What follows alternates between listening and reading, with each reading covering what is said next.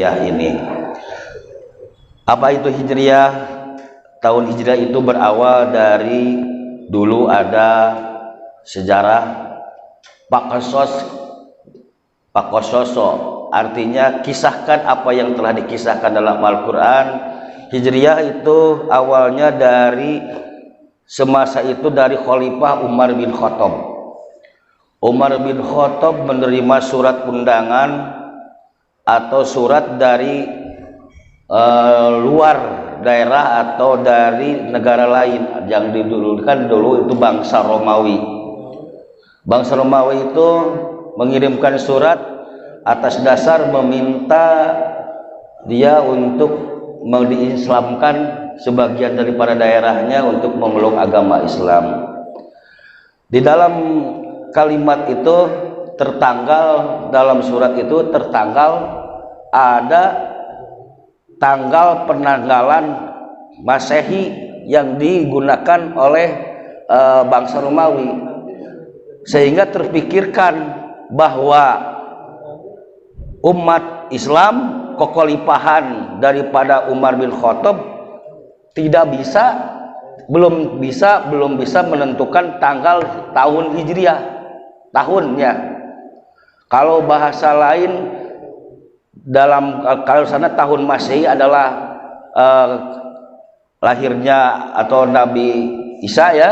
Kalau tahun kita adalah kebangkitan daripada syiar agama Islam, ya. Agama Islam bersiar dari tahun, dihitungnya dari tahun Hijriyah. Dulu ada sebagian daripada Khalifah Umar bin Khattab itu menentukan beberapa tokoh atau sahabat yang lain untuk menentukan penanggalan tahun Hijriah itu dari mana diambilnya, ya. Apakah ada yang mengusulkan sahabat itu dari kalangan waktu itu kita ambil dari Maulid Nabi, turunnya atau lahirnya Nabi, kita tentukan dari awal itu. Ada juga yang menentukan pendapatnya dari nuzulul Quran, hitungannya.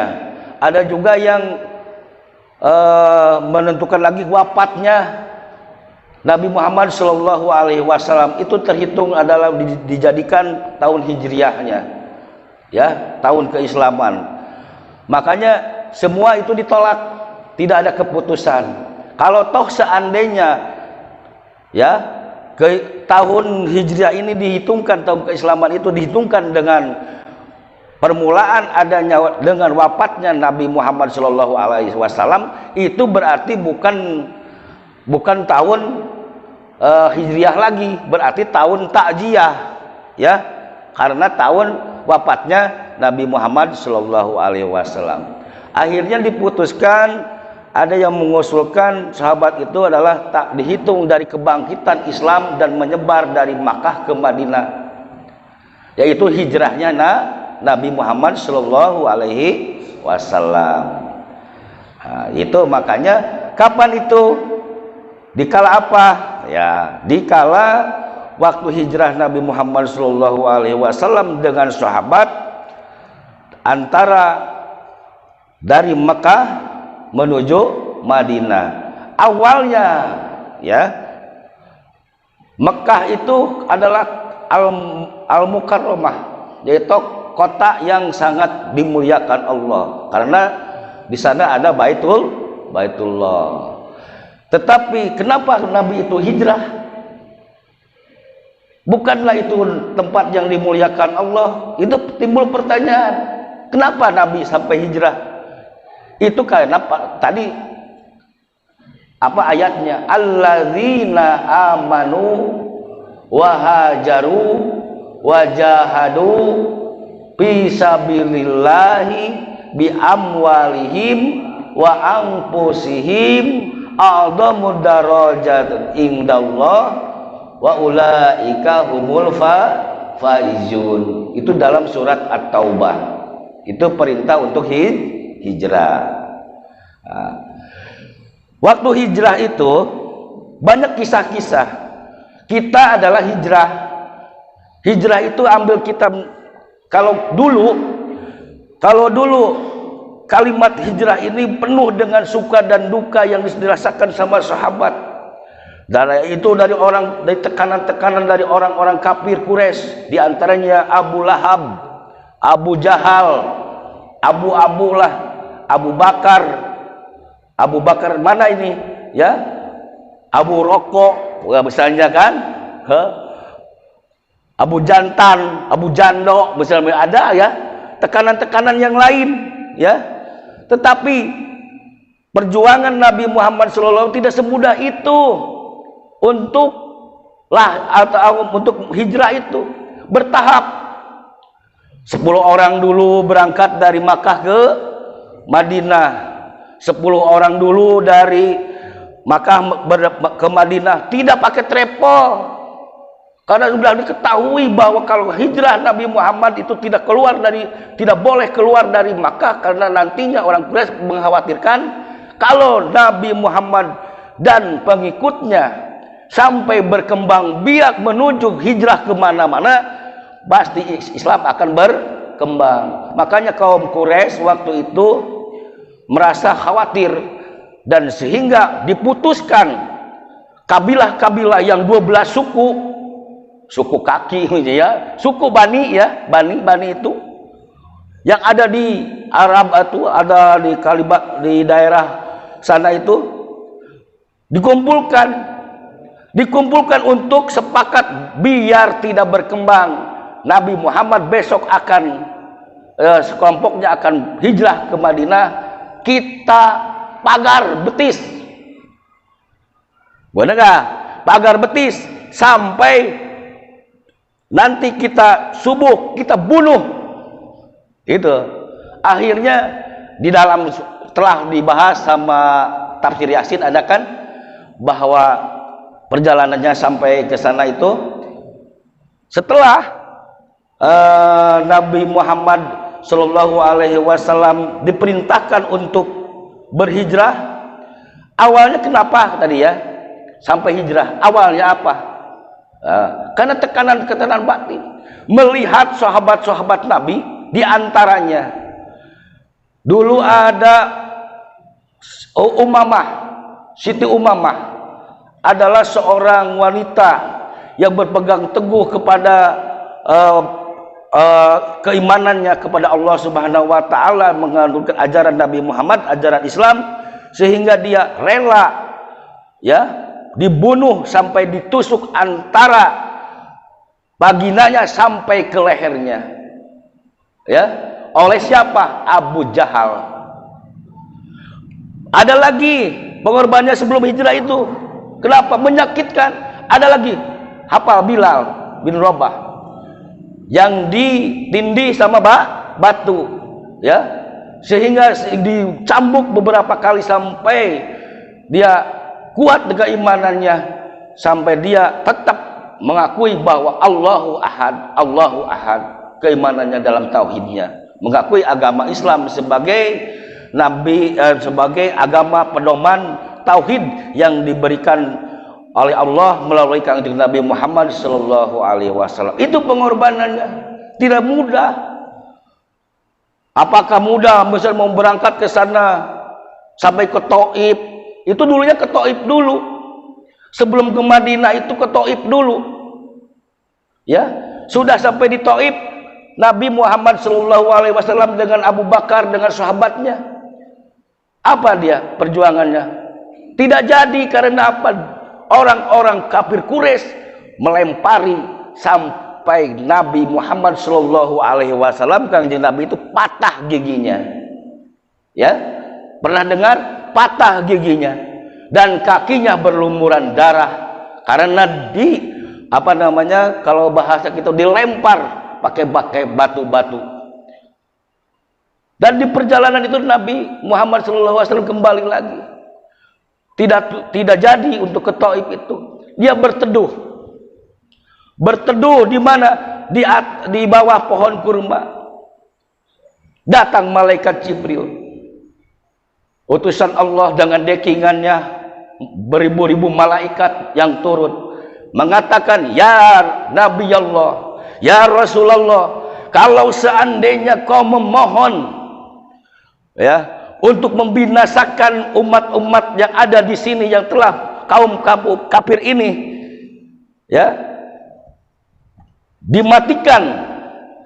Gunung Uhud, Jabal Uhud yang begitu tingginya akan saya seret dan akan saya tumpahkan, ya, ditenggelamkan, dikubur sama bumi, sama gunung. Kalau seandainya engkau memohon. Tapi jawab Nabi, kenapa? Ya.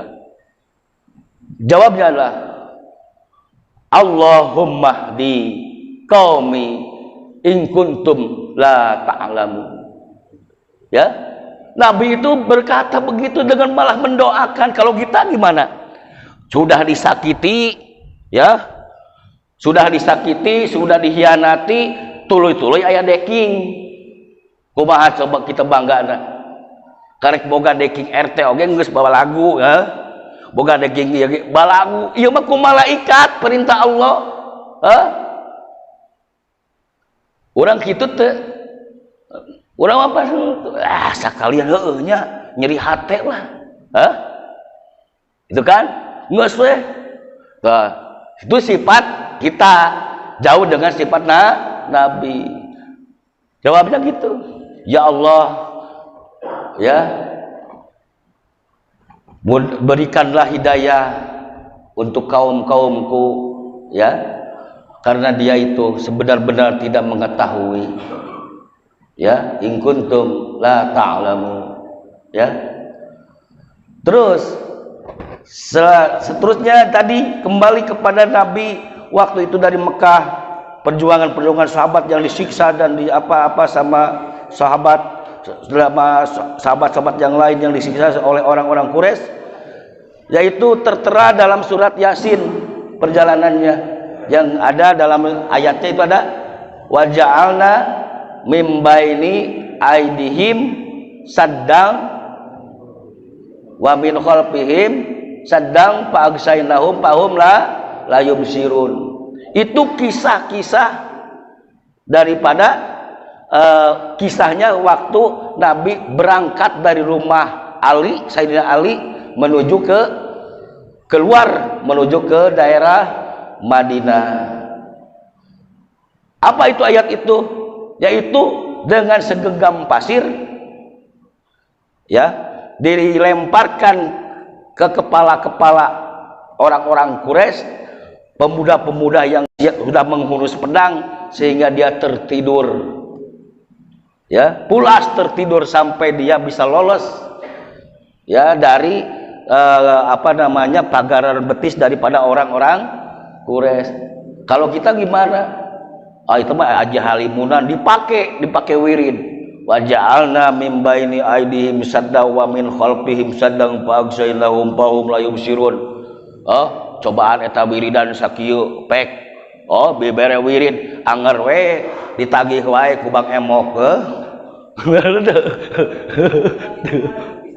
Iya bisa ngilang katanya, ya.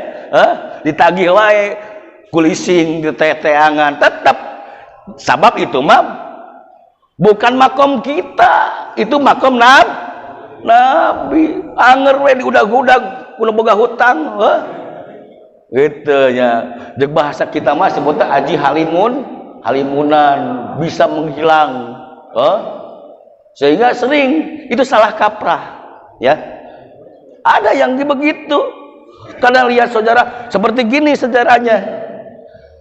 Nabi Yusuf dilemparkan ke sumur. Apa coba? Sampai dipuasa. Nah, dipuasain itu. Ya gitu kan? Coba nawan coba hatah. Aya kan? Dia bata apa? Ra'aitu ahada asaro kaukaba wa samsa wal qamara ra'aitu li sajidin. Tah, apalah eta we da berbeda setara makin eta nya. Dikitukeun di puasaan pada eta waktu teh supaya hayang bersinar cenah katingalina teh wajahna teh. Anger we kawasim kuring hideung, da lain makomna misal. Ieu mah lain kawasim kuring anger we hideung ngabaleg-begieu kan ya. Sama lah gitu. Begitu. Jadi itu awal hijrah, itu dikatakan kita memohon semakin tahun yang lalu kita telah berlalu, songsonglah tahun yang akan datang 1444 Hijriah. Tentunya umur kita pada hakikatnya adalah mengurangi, bukan bertambah, ya. Cuma kontraknya yang belum habis, tapi tujuannya tetap itu pada hakikatnya adalah merupakan namanya berkurang, bukan bertambah. Hitungan angkanya 1443, ya, bertambah 1 jadi 1444 Hijriah. Itu dalam syariatnya bertambah, padahal hakikat berkurang. Sudah dari masa muda, dari bayi, anak, ya, bayi itu anak, muda, dewasa, tua. Ini kita pada tua nih. Tua itu ada 3. Ada tua keladi, ada tua kelabang, ada tua kelapa, gitu kan? Tua keladi mah seperti kita, banyaknya dia tua keladi, semakin tua semakin menjadi leheng, menjadi bager, ya mah menjadi menjadi bangor ulah gila teuing lah ya. Terus tua ke kelata itu seperti ini, tua yang kegatelan, gitu kan. Yang ketiga adalah tua ke kelapa, itu yang bagus mah. Tua ke kelapa, lihat pohon kelapa dari semenjak akar sampai ke pohon, sampai ke daun, sampai ke buah, sampai apa-apanya itu, kulitnya sampai apanya, tidak menjadikan suatu kesia-siaan hidupnya bermanfaat. Barang-barang yang ada di pohon kelapa itu bermanfaat, lihat aja. Dan kita rasakan dari apapun pohon kelapa itu banyak manfaatnya yang kita ambil, ya. Jangan sampai kita tua ke keladi, semakin tua semakin menjadi jauh daripada rahmat Allah, menjadi jauh dari kebarokahan hidup, menjadi jauh daripada ridho Allah. Naudzubillah. Mudah-mudahan ya kita menjadi yang ketiga. Kalau yang kedua itu tua kelapa karena pikun, usia 93 atau 91 itu sudah menandakan gitu. Cucunya banyak, cicitnya banyak, tapi dia masih berusia, masih hidup, atau dia kan sudah kembali ke usia pikun. Ada itu kan cucunya yang lewat, ya, cucu yang keberapa gitu, cicitnya barangkali bilang, cewek godain dong, padahal mah dia itu cucunya, karena sudah kembali ke arah yang pikun. Itu tanda-tandanya begitu. Lihat orang atau nenek-nenek yang sudah tua 90 ke atas, itu tanda-tandanya sudah ada, ya. Itu tandanya begini. Kenapa nenek itu dari sebab membungkuk sampai membongkok? Kakek-kakek begitu kan, dari tadinya tegap begini, itu sudah tanda dari tanah kembali ke tanah. Sudah melihat dari lubang, asalnya keluar dari lubang, masuk juga lubang apa itu, ya lubang apa aja, ya yang penting lubang aja, ya sama gitu. Itu sudah tanda-tanda. Jadi ayat itu jangan dilihat dengan ayat. Ada ayat yang tersurat, yaitu Al-Quran. Ada ayat yang tersirat, itu alam, yang menjadikan ibroh, menjadikan itibar, menjadikan pengalaman. Itu ayat, ya, tanda kekuasaan Allah itu dibuktikan, ya. Sudah begini. Lihat dalam gerakan sholat, ya. Makanya hijrah kita sedikit-sedikit dan tadinya ibadah kita yang biasa-biasa, coba jadi ibadah yang luar biasa. Bapak aja dalam sholat, takbiratul ihram itu ada rukun sholat. Perubahannya begini, Allahu Akbar, rukun sholat. Kita mah orang-orang sunat, itibau sunnah. Jangan Allahu Akbar. Itu yang dikatakan sunat itu mengikuti Nabi. Ini ujungnya lurus dengan ujung telinga yang di atas lurus, ininya terbuka, ya. Ini ya. Nah, begini. Ibu jari ini lurus dengan kuping, ya. Begitu. Ini agak diginikan, kalau begini kan ini melebihi. Itu udah sunat. Ya. Itu sunat, ini sampai terbuka. Untuk apa? Itu adalah itibar. Tamsil. Waktu mengangkat begini itu sudah jelas. Allahu Akbar.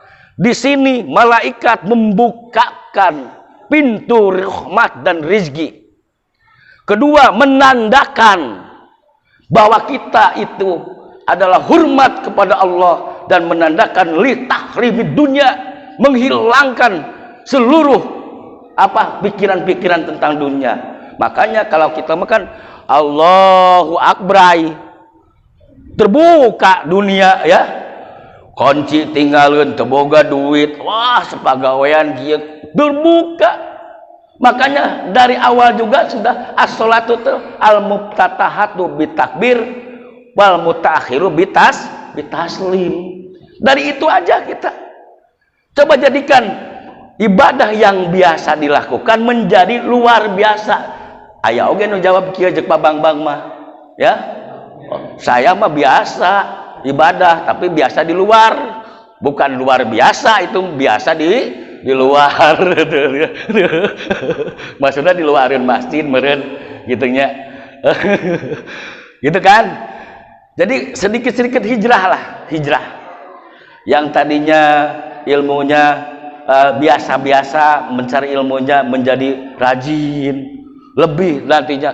Lah jangan luar biasa, kita mah biasa tapi sedikit-sedikit menjadi luar biasa, ya. Pasti bisa. Ya, begitu. Itu hijrah Nabi itu seperti itu.